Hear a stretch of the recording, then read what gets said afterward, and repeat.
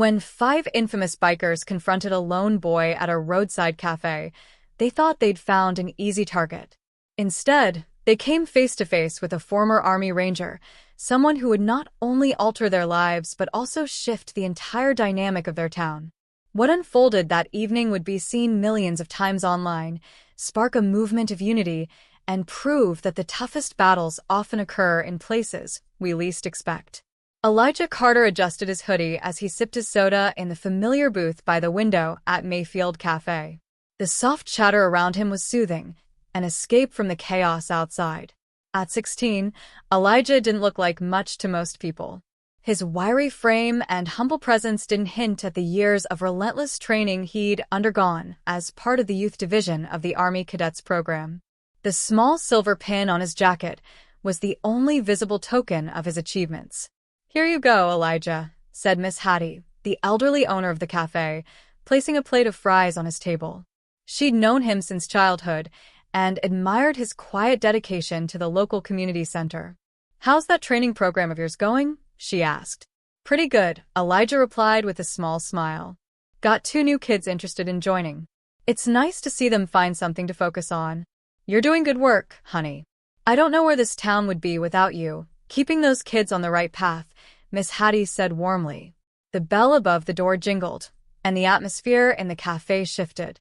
5 men entered, dressed in leather jackets adorned with patches marking them as members of the notorious Red Vultures motorcycle gang. Their leader, a burly man with a jagged scar across his cheek, surveyed the room with a sneer. Well, look at this quaint little place," he said, his voice dripping with mockery. "Looks like we've found ourselves a friendly hangout, boys." Elijah's gaze shifted to the reflection in the window. He sized up the scene with practiced calm. The leader was over 6 feet tall, built like a linebacker. His second-in-command, a wiry man with a skull tattoo on his neck, kept his hand near his jacket pocket. The other 3 fanned out, their heavy boots thudding on the wooden floor. "Hey, sweetheart," one of the bikers sneered at a waitress, deliberately knocking a glass off her tray. "Looks like you've got a mess to clean up." The waitress, barely out of high school, bent down to pick up the shards, her hands trembling.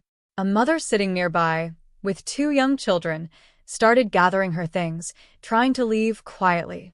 "Where do you think you're going?" the leader asked, stepping toward the mother. "Maybe you need some company, lady. We're real good with kids." "Leave her alone," Elijah's calm but firm voice cut through the tension. The room fell silent.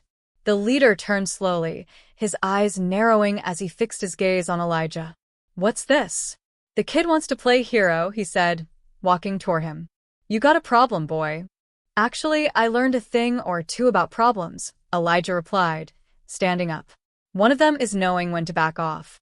The leader laughed, though there was a flicker of uncertainty in his eyes. "You expect us to take you seriously?"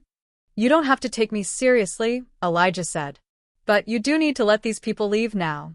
The biker with the skull tattoo lunged, reaching for Elijah's arm. The move was sloppy, telegraphed. Elijah stepped aside smoothly, redirecting the man's momentum, sending him sprawling into a table. Dishes clattered as the cafe erupted in gasps. The leader roared and swung a meaty fist at Elijah, brass knuckles gleaming. Elijah ducked and swept the man's legs out from under him. The big man hit the floor with a thunderous crash. "You're going to regret this," the leader snarled, blood trickling from his split lip. "Probably not," Elijah replied, his stance relaxed but ready. The other 3 bikers circled him. Elijah's training kicked in. The first threw a wild punch, which Elijah sidestepped before landing a precise jab to the ribs. The second tried to grab him from behind, but Elijah twisted free and delivered a sharp elbow to his stomach. The third hesitated, glancing at his fallen comrades, then backed away toward the door. "Smart choice," Elijah said, turning back to the leader. "Now, are you going to keep this up, or are you ready to leave?" The leader struggled to his feet, his bravado gone. "You're going to pay for this, kid. Nobody messes with the Red Vultures. Nobody messes with people I'm protecting," Elijah shot back. The sound of sirens filled the air. The bikers exchanged uneasy glances. "We'll be back," the leader muttered, stumbling toward the door. Not if you know what's good for you, Miss Hattie said, emerging from the kitchen with a rolling pin in hand. The bikers limped out as the first patrol car pulled into the lot. Elijah turned to the mother and her kids, who were now huddled in a corner. "It's okay," he said softly. "They won't bother you again." By the time the police had cleared the scene and taken statements, Elijah was back in his booth, quietly finishing his soda. Miss Hattie sat across from him, her face a mix of worry and pride. "You didn't have to do that, you know," she said. "Somebody had to," Elijah replied simply. What neither of them knew was that a diner patron had recorded the entire confrontation and uploaded it online. By the next morning, the video had gone viral, amassing hundreds of thousands of views. Headlines proclaimed Elijah a local hero, and his quiet life was about to change in ways he couldn't imagine. The video brought more than just attention.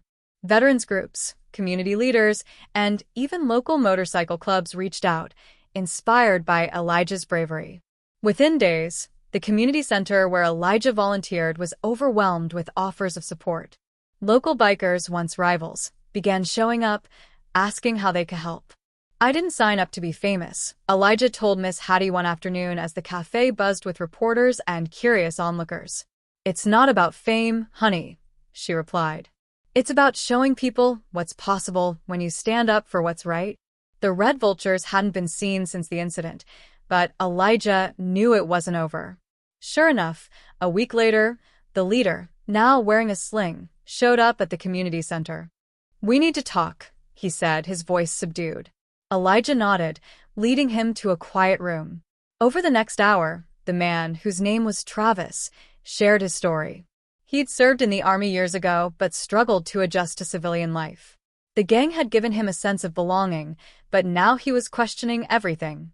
"I don't want this life for my son," Travis admitted, pulling out a crumpled photo of a boy about Elijah's age. "Then let's change it," Elijah said.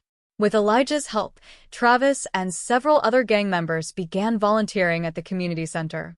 They started with small tasks but soon took on bigger roles, mentoring at-risk youth and repairing bikes for local families. Word spread, and soon other motorcycle clubs joined in, turning the community center into a hub of transformation. Over the next few months, the town underwent a remarkable shift. The Red Vultures disbanded, replaced by a new group focused on service and mentorship.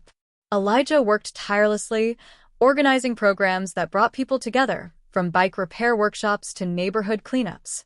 The video of the cafe incident became a symbol of what could happen when one person stood up. By the end of the year, the community had transformed. The cafe, once a quiet spot on the town's edge, became a gathering place for people from all walks of life. Elijah, still just a teenager, had become a leader and a symbol of hope for his town. As he looked out at the bustling cafe one evening, he realized that the fight that began with a single stand was only the start of something much bigger.